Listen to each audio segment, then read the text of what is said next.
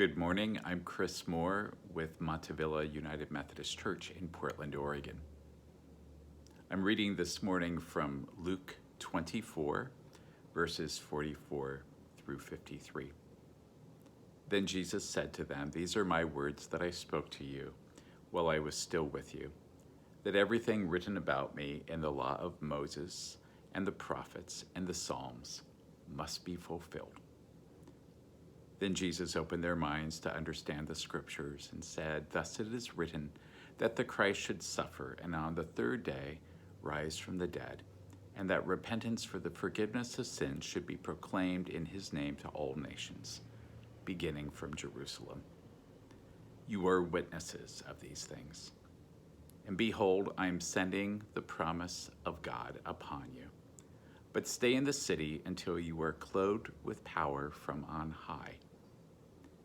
And Jesus led them out as far as Bethany, and lifting up his hands, he blessed them. While he blessed them, he parted from them and was carried up into heaven, and they worshiped him and returned to Jerusalem with great joy, and were continually in the temple praising God. The Ascension of Jesus feels like a faraway story.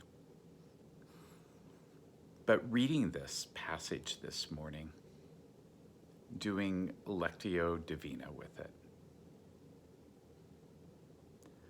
I focused on one activity of Jesus, one activity which I had previously never really thought about.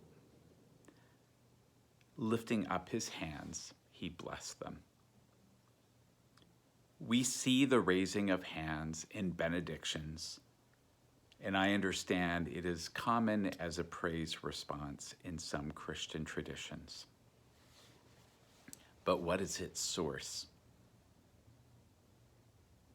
It turns out that lifting up of the hands is the literal meaning for the Hebrew words describing ritual hand washing. Ritual washing as part of worship,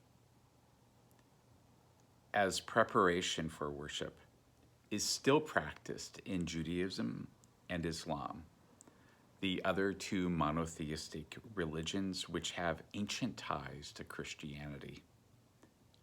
There is spiritual cleansing, yes, but this is also about safety and respect, not to contaminate others or to be contaminated, and to make oneself a servant.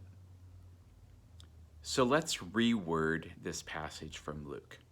Listen to it now. He led them out as far as Bethany, and washing his hands, he blessed them. Washing his hands, he blessed them. Washing our hands, something that we know can defeat this virus by rubbing our hands vigorously with soap and hot water for at least 20 seconds. Washing our hands is a blessing to ourselves, to others, to God. When we practice good sanitation, we are following in the tradition of faithful people for millennia. We are, in fact, cleansing ourselves spiritually if we choose to be looking at the activity that way. And we are physically reminding ourselves that we are made, created for life, that we are made in the image of God, that we are people who are open to revelation and to protecting our communities. Now, when you wash your hands, remember that you are carrying the message of heaven to others.